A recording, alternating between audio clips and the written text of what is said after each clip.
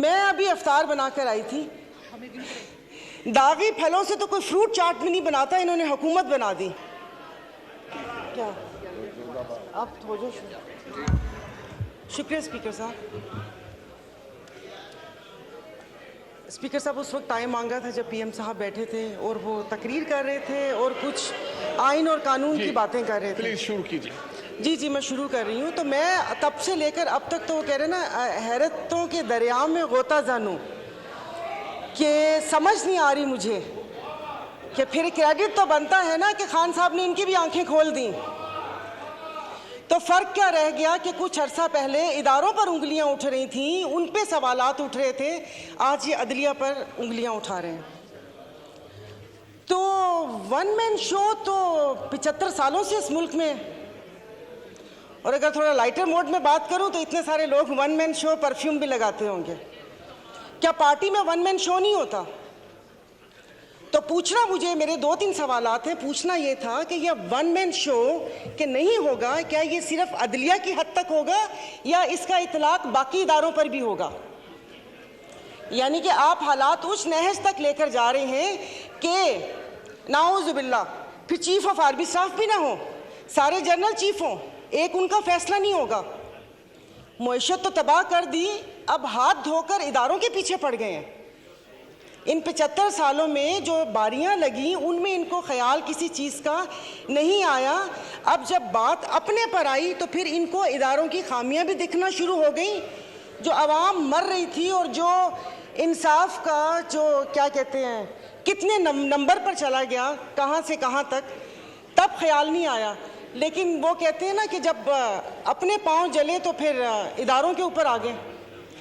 और उस वक्त से मुझे सिर्फ एक बात पूछनी है कि ये जो ऐवान है ये अवाम का ऐवान है या इनके मसाइल हल करने की जगह है? ये कल भी जब ये स्पीच हुई थी, आपने जॉइंट सेशन बुलाया था, मैंने कहा शायद इस बाबरकत महीने में जो अवाम सहर व अफ्तार की लज्जतों से महरूम है, उस महंगाई में पिस रही है, शायद उसकी बात होगी। लेकिन वो लग रहा है जैसे कोई घिसी पिटी कैसेट वापस से लगा दी, और मतलब जैसे हम इस मुल्क के शहरी नहीं हैं या यादाश्त कमज़ोर है कि जो हमें पता ना हो कि यहाँ पर तोशा खाना का तो जिक्र हुआ लेकिन हार का जिक्र करना भूल गए। जब केस की बात हुई तो आप इनसे ये तो पूछें कि यूसुफ रज़ा गिलानी साहब के पिटीशन दायर किसने की थी? वो भी इन्होंने की थी। बड़े मियाँ साहब काला कोट पहन कर गए थे। और दूसरा हंसी भी आ रही थी और तरस भी आ रहा था कि उन्होंने एक बात की कि अल्लाह पाक हमारी आसानियाँ दूर करें। पीछे बैठे हुए पटवारी नहीं समझिएगा, पंखे फैन, उन्होंने कहा आमीन। सुना ही नहीं कि अल्लाह पाक आसानियाँ दूर करे। और दूसरा आपने साले मोहम्मद को बोला तशरीफ़ रखें, पीएम साहब बैठ गए, तो कितने मासूम हैं। तो यहाँ पर कोई ऐवान पे अवाम की बात करनी चाहिए।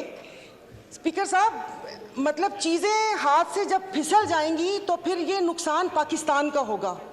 यहाँ पर मेरे ये इस तरफ बैठे वालों को ये खौफ था, जिसका वक्तन फ़वक्तन इजहार भी किया गया कि वो आ गए तो इनको नहीं छोड़ेंगे। उधर ये खौफ था कि अगर मैं अदालत चला गया तो ये मुझे, जेल चला गया तो ये मुझे मार देंगे। तो इस खौफ में तो गलत फैसले होते हैं। बहुत साल पहले कहा था हम इधर तुम उधर, और आज कह रहे हैं या हम या तुम। ये तो इनके बका की जंग है। और अगर अफवाज ये स्टैब्लिशमेंट के लिए कहा था कि 2018 में रिगिंग करके उनको लाया गया, स्पीकर साहब आपकी तवज्जो जी, तो बकौल इनके कि वो मुसल्लत किया, तो फिर हम अपना लहू किन के हाथों पे तलाश करें? किन के हाथों में अपना लहू तलाश करें? मतलब जो लाने वाले थे इन्होंने छोड़ दिया उनको, यानी कि वो नेक्स्ट टाइम भी वो कोई ऐसी गलती करें और इस मुल्क के ऊपर ऐसी चीज़ें मुसल्लत हों तो इन्होंने छोड़ दिया। तो मेरे ख्याल में कि जो अगली बारी है वो दूसरे इदारे की है। और बाकी अगर यहाँ से वहाँ गए तो वहाँ पर भी उनकी ही मदद शामिल थी, मैं बोल रही हूँ। और अफसोस इस बात का है कि मैं अभी अफ्तार बनाकर आई थी। दागी फलों से तो कोई फ्रूट चाट भी नहीं बनाता, इन्होंने हुकूमत बना दी।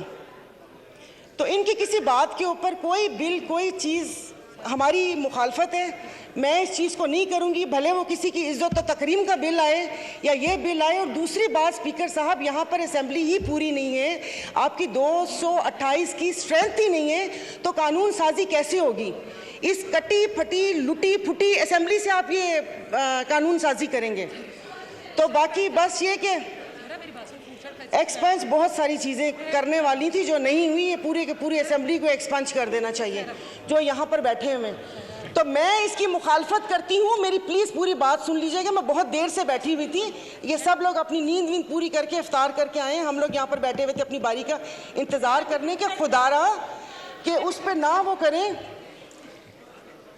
अब एक शेर बनता है डस्के पे, सुना दूंगी, तो वो देखिए, तो ये ना करें कि चीज़ें हमारे हाथ से फिसल जाएं, अदलिया हो या अफवाज पाकिस्तान हो, हमारे लिए मोहतरम है। जब यहाँ पर सवाल उठना शुरू हो जाएंगे, वो पंजाबी का शेर है ना कि जितना ते हारना दो अलग शैवा, ए दुखियां नाल साढ़े यक्के ते ना मारो, इन दुखियों से आप इक्के मार रहे हैं। तो ये जिस तरीके से यहाँ पर बैठे हैं ना, वो डस्के का बहुत लंबा शेर है, डस्के वाले नाराज हो जाएंगे कि जिनकी फितरत में हो डसना वो डस के रहते हैं, तो डस्के वाले नाराज हो गए थे। तो प्लीज़ उसे क्या कहते हैं, ये मैं अपनी मुस्लिम लीग फंक्शनल GDA की तरफ से मैं इसको जो कानून साजी आप कर रहे हैं, ज़ोर ज़बरदस्ती की घप्पा घोटाला 13 जमातों के साथ, उसको मैं अपोज करती हूँ। और खुदारा मुल्क को उस नहज पर ना लेकर जाएं जहाँ पर से वापसी नामुमकिन हो। सोशल मीडिया पे आपने इसराइल का हाल देख लिया होगा कि यहाँ पर खून और कश्त का बाजार गर्म ना करें, तो अच्छी बात है कि यहाँ मुट्ठी भर जमातों के लिए आप पूरे मुल्क का बेड़ा गर्क ना करें। और किसी अवाम का भी कुछ ख्याल करके उसकी बात वो कर लें। इसाक साहब बैठे हुए जिन्होंने शरबत भी लोगों की पहुंच से दूर कर दिया, उन्होंने को पूछा भी नहीं होगा कि अवाम का क्या हाल है, क्या हाल नहीं है। Thank you. बात